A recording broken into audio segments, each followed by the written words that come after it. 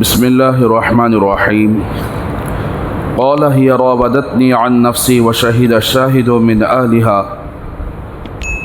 فرمایا یوسف علیہ السلام نے وہی زلیخا اسی نے مجھے پھسلایا اپنے نفس کے سلسلے میں، اپنے خواہش کے سلسلے میں، وشہد الشاہد من اہلها، اور اس کے زلیخا کے خاندان میں سے ایک گواہی دینے والے نے گواہی دی، ان کان قمیصہ قد من قبل فصدقت وهو من الکاذبین، اگر اس کا کرتا سامنے سے پھٹا گیا ہے تو پس وہ سچی ہے اور یوسف علیہ السلام جھوٹوں میں سے ہیں، وَإِن كَانَ قَمِيصُهُ قُدَّ مِن دُبُرٍ فَكَذَبَتْ وَهُوَ مِنَ الصَّادِقِينَ، اور اگر یوسف علیہ السلام کا کرتا قمیص پیچھے سے پھٹا گیا ہے، فَكَذَبَتْ، پس وہ جھوٹی ہے، وَهُوَ مِنَ الصَّادِقِينَ، اور یوسف علیہ السلام سچوں میں سے ہیں۔ تو میرے بھائیوں، بات چل رہی تھی کہ حضرت یوسف علیہ السلام کو زلیخا نے بڑی مکاری کے ساتھ کمرے کے اندر بلایا اور سارے کمروں کو قفل سے لاک کر دیا اور برائی کی طرف دعوت دی۔ تو یوسف علیہ السلام نے فرمایا کہ اللہ کی پناہ کہ میرا رب مجھے بہت اچھا ٹھکانہ دیا ہے، میں ایسے گندے کام نہیں کرتا، ایسے کام کرنے والے ظالم ہیں اور ظالم کبھی کامیاب ہونے والے نہیں ہیں۔ پھر اس کے بعد حضرت یوسف علیہ السلام نے دروازوں کی طرف بھاگنا شروع کیا، یعنی اس برائی سے بچنے کے لیے، اس گناہ سے بچنے کے لیے دروازوں کی طرف بھاگے، اور جیسے ہی بھاگتے گئے سارے دروازے مقفل کیے ہوئے، قفل ڈالے ہوئے سارے دروازے کھل گئے، اور دروازہ کھلنے کے بعد باہر جب آئے تو کیا دیکھتے ہیں کہ یعنی باہر آنے سے پہلے زلیخا نے آپ کے جھبے کو پکڑا اور اس طریقے سے زور سے کھینچا کہ جس کی وجہ سے آپ کا جھبا پھٹ گیا۔ اسی لیے کہتے ہیں جہاں برائی ہے، گناہ کے کام ہو رہے ہیں، انسان کو چاہیے وہاں رہنا نہیں چاہیے۔ جیسے حضرت یوسف علیہ السلام جس جگہ برائی کرنے کا ارادہ کی ہوئی تھی وہاں سے بھاگ نکلے۔ گناہوں کی جگہ اگر لوگ ہوتے ہیں تو وہ گناہ پر جو لعنتیں اللہ کی طرف سے برستی ہیں رہنے والوں پر بھی شامل ہو جاتی ہیں۔ اور اسی طریقے سے حضرت یوسف علیہ السلام نے جب باہر آئے اپنی طاقت کے ساتھ، اس وقت اس نے اپنی طاقت دکھلائی زلیخا نے، اسی لیے آپ کے جھبے کو پکڑا اور زور سے کھینچا۔ یہ بھی زور لگا رہی تھی اور حضرت یوسف علیہ السلام برائی سے بچنے کے لیے پوری طاقت کے ساتھ زور لگا رہے تھے، جس کی وجہ سے آپ کا جھبا پھٹ گیا۔ اب دیکھیے حضرت یوسف علیہ السلام باہر نکل آئے تو سامنے بالکل عزیز مصر قطفیر اس کا شوہر تھا، تو شوہر سامنے تھا، تو اب یہ پیٹرن بدل گئی کہ دیکھو یہ غلام جس کو غلام کے ذریعے آپ نے خریدا ہے، اپنے گھر میں لا کر ٹھہرایا ہے، اس نے آپ کی بیوی کے ساتھ برائی کا ارادہ کیا ہوا ہے، اس کی کیا سزا ہو سکتی ہے؟ جیل میں ڈالو گے یا کوئی خطرناک سزا دو گے؟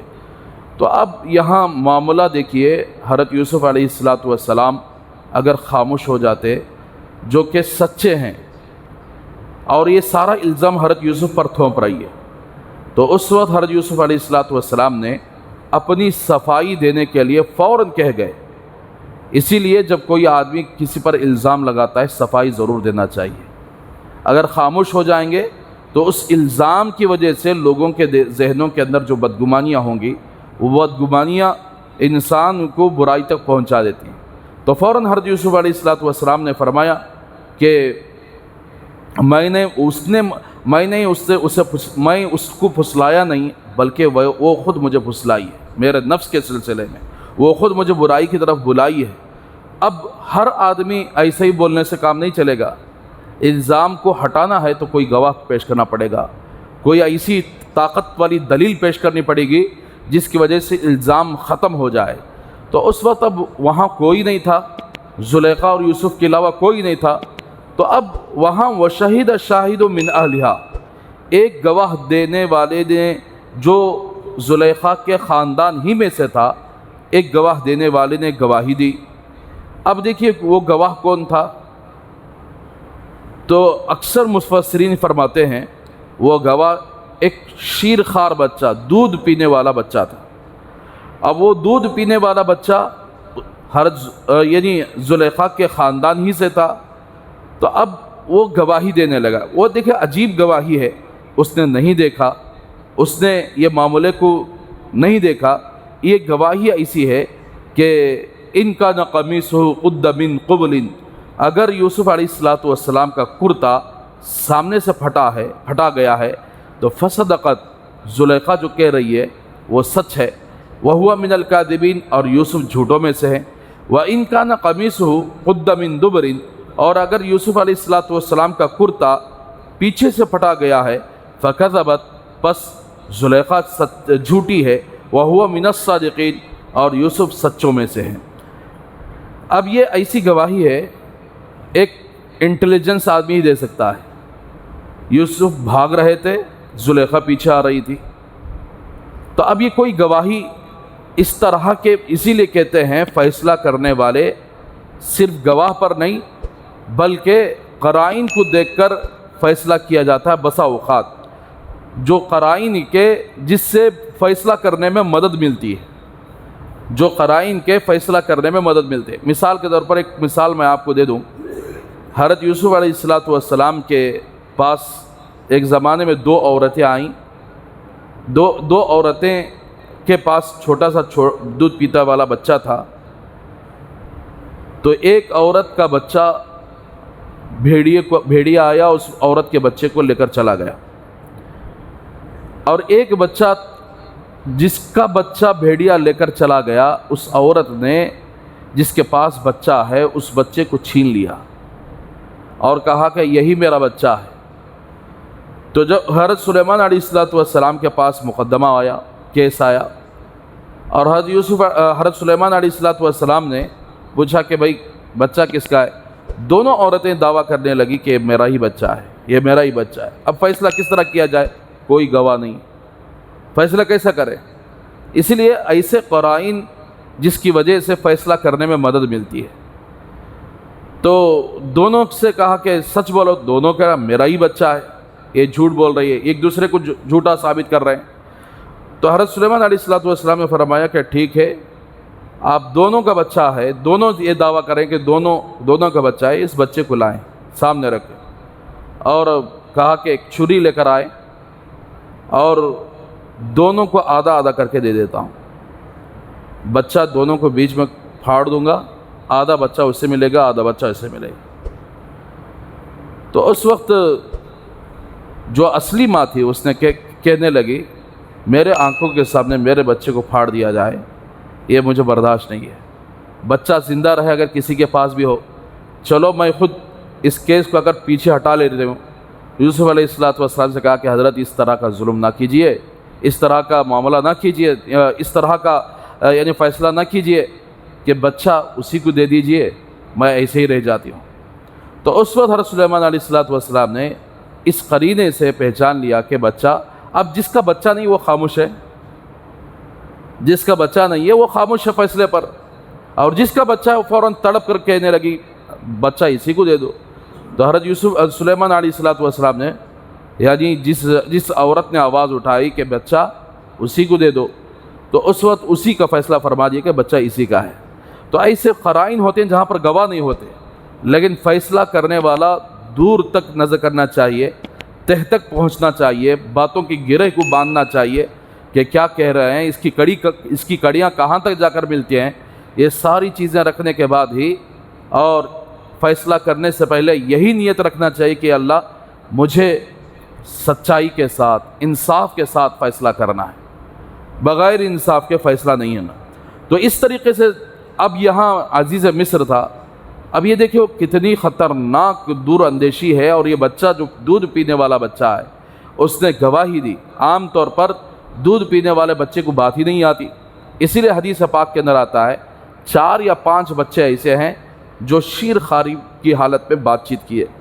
ایک وہ بچی، چھوٹی سی بچی جو حضرت موسیٰ علیہ السلام کے زمانے میں فرعون کی بیٹی کی جو خادمہ تھی، تو اس خادمہ کا چھوٹا سا بچہ تھا، تو فرعون کے سامنے یہ چھوٹا سا بچہ گواہی دینے لگا۔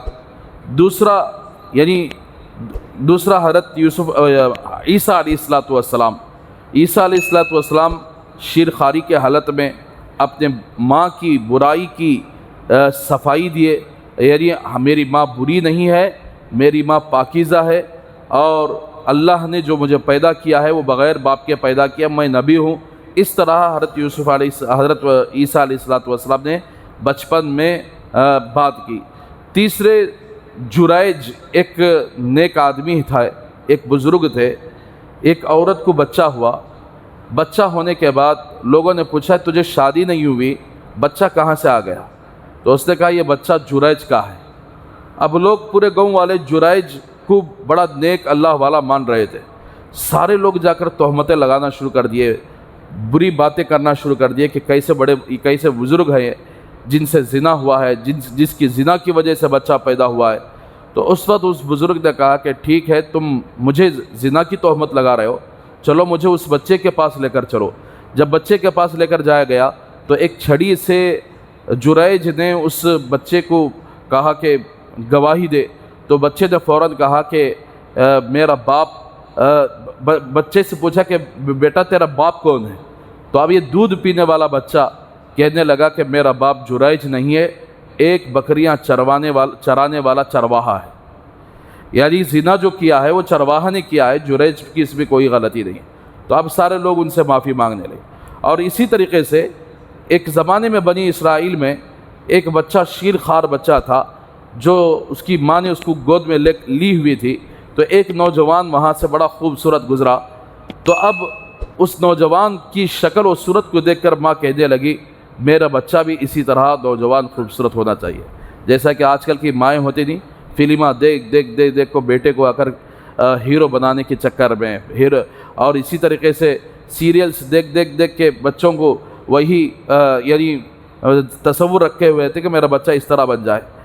تو اس لیے کہ ان کی یعنی بددینی ہے، دین سے دوری ہے۔ ماں اگر نیک ہوتی ہے تو بچے کے بارے میں وہی سوچتی ہے کہ میرا بچہ صحابی جیسا بن جائے، فلاں بزرگ جیسا بن جائے، فلاں ولی جیسا بن جائے۔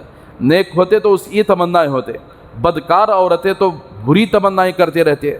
تو اب یہ اس نوجوان کو دیکھ کر اس نے کہا کہ میرا بچہ اس طرح بن جائے، تو اللہ نے اس بچے کو زبان عطا فرمائی کہ میری ماں تو اس طرح کا تمنا مت کر، یہ نوجوان اس نوجوان کی طرح مجھے نہ بنائے۔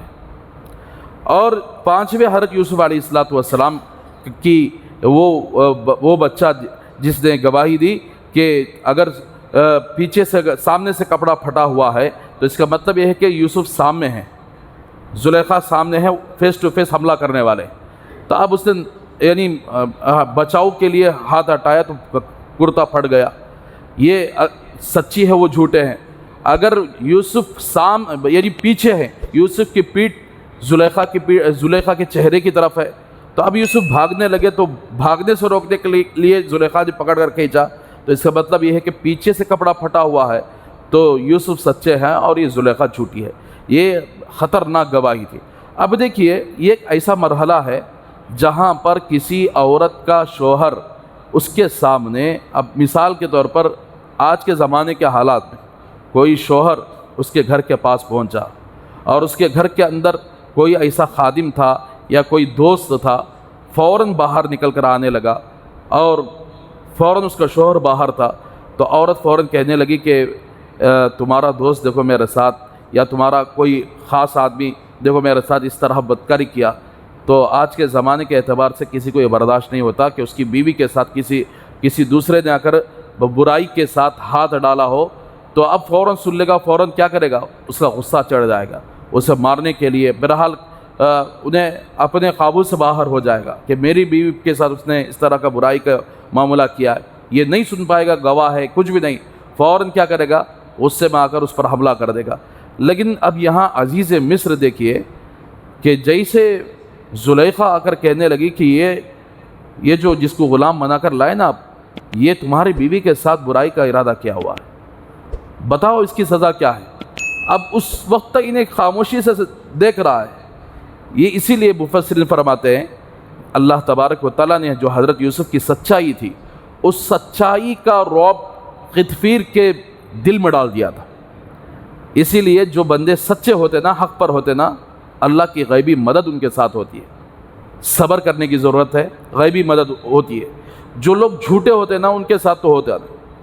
تو اب یہ حضرت یوسف علیہ السلام بالکل حق پر تھے، جھوٹ سے پاک تھے، اور پیغمبر سے نہ جھوٹ ہوتا ہے نہ کوئی گناہ ہوتا ہے۔ تو اس لیے حق پر ہونے کی وجہ سے ایک طرح کا عجیب رعب اللہ نے عزیز مصر کے دل کے اندر ڈال دیا تھا۔ اسی لیے وہ دیر تک، جب تک کہ وہ گواہی نہ ہو جائے، خاموشی کے ساتھ سنتا رہا۔ اتنا دیر کوئی آدمی برداشت نہیں کر سکتا۔ یہ اللہ تبارک و تعالیٰ کی غیبی مدد حضرت یوسف علیہ السلام کے ساتھ ہے۔ اچھا، یہ ساری چیزیں اب بچے نے بھی گواہی دے دی۔ فلما رأى قمیصه قد من دبر قال انه من کیدکن۔ جب عزیز مصر نے دیکھا کہ کپڑا حضرت یوسف علیہ السلام کے قمیص کو کہ وہ پیچھے سے پھٹا گیا ہے، قال، کہنے لگا، انه من کیدکن، یہ عورتوں کا مکر ہے۔ دیکھیے یہاں جمع کا صیغہ لایا گیا۔ ایک عورت نے، عام طور پر عورتوں کی صفات مکر، فریب، دھوکہ دینے کی ہوتی ہے۔ اگر ان کا دل بن گیا، اللہ کا خوف آ گیا، تو پھر یہ عورتیں تو بہترین رہیں گی۔ لیکن اللہ کا خوف نہیں رہا اور ان عورتوں پر محنت نہیں کیے اور ان عورتوں کی اصلاح نہیں کیے، تو پھر ایسی عورتیں مکار ہوتی ہیں، دھوکے باز ہوتی ہیں، اور زبان پہ کچھ اور ہوتا ہے، اندر کچھ اور ہوتا ہے۔ زبان میں کچھ اور ہوتا ہے، عمل کچھ اور ہوتا ہے۔ تو اس لیے عزیز مصر نے صرف ایک عورت کے، اپنی عورت کے سلسلے میں نہیں کہا، بلکہ ساری عورتوں کی جو صفات ہوتی ہیں، اگر ان پر محنت نہیں کی گئی، مکاری کی صفات، کہ یہ عورتوں کا مکر ہے۔ اور آگے کہا کہ ان کیدکن عظیم، اور یقیناً عورتوں کا مکر بڑا ہے، یقیناً عورتوں کا مکر، دھوکہ، فریب، یہ بہت بڑا ہے۔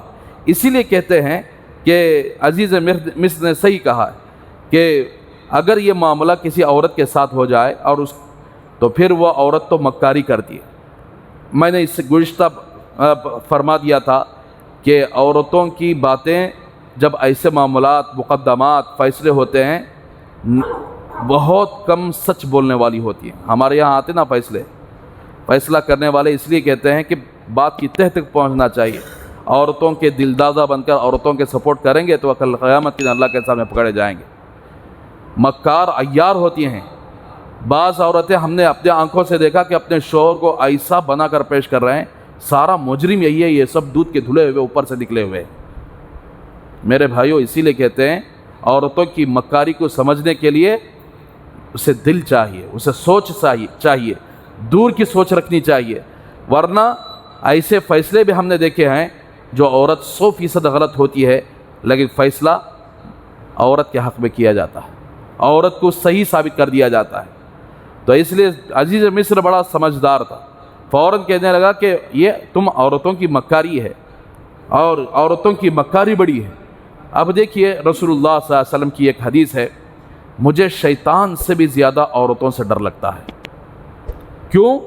قرآن مجید میں اللہ نے شیطان کے مکر کے سلسلے میں، شیطان کے دھوکے بازی کے سلسلے میں ایک جگہ اللہ نے فرمایا ان کید الشیطان کان ضعیفا، شیطان کا مکر، دھوکہ بڑا کمزور ہے۔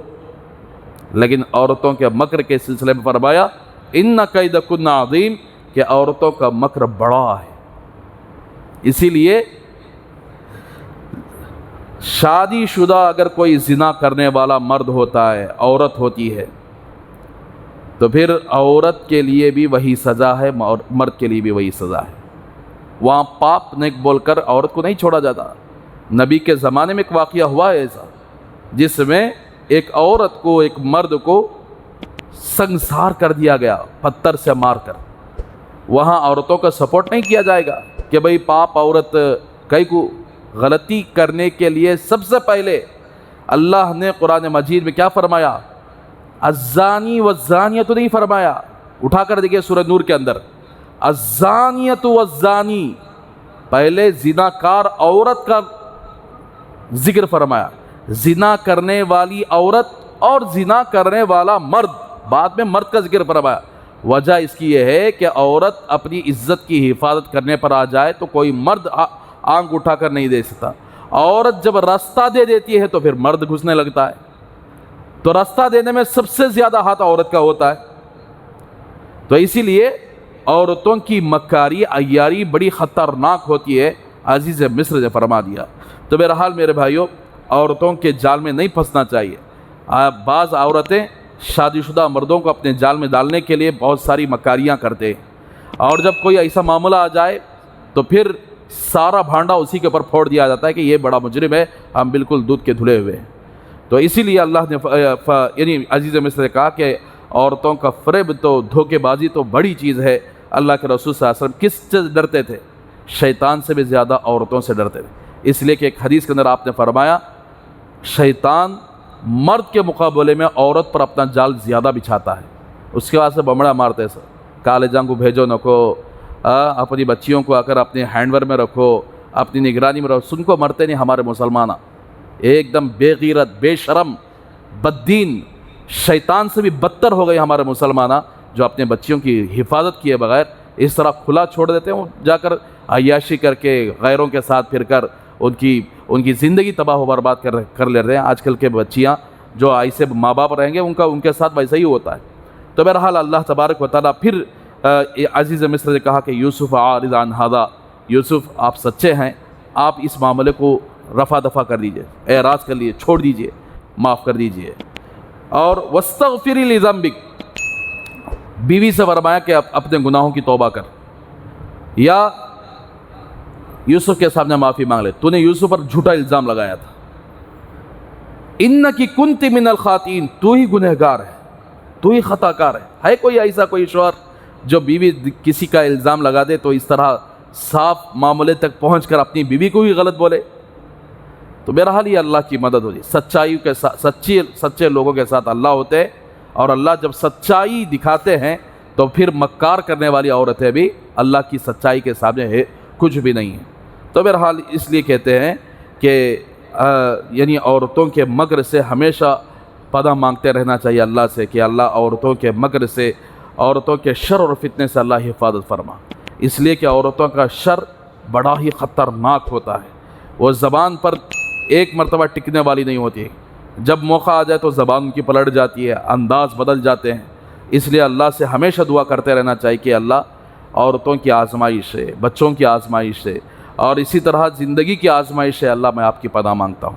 بہرحال میرے بھائیوں، حضرت یوسف علیہ السلام کے حق میں قدفر نے فیصلہ فرمایا کہ یوسف سچے ہیں اور ان کی بیوی زلیخا غلطی ہے، اس لیے ڈانٹ دیا یوسف یعنی بیوی کو کہ آپ گنہگار ہیں، آپ معافی مانگ لیں، اور یوسف علیہ السلام سے ریکویسٹ کر لیا کہ آپ اس معاملے کو کہیں ذکر نہ کریں، یہ بدنامی کا سبب ہے، یہیں پر آ کر رفع دفع کر دیں، اور اس سے یہ واقعتاً یہ گنہگار ہے۔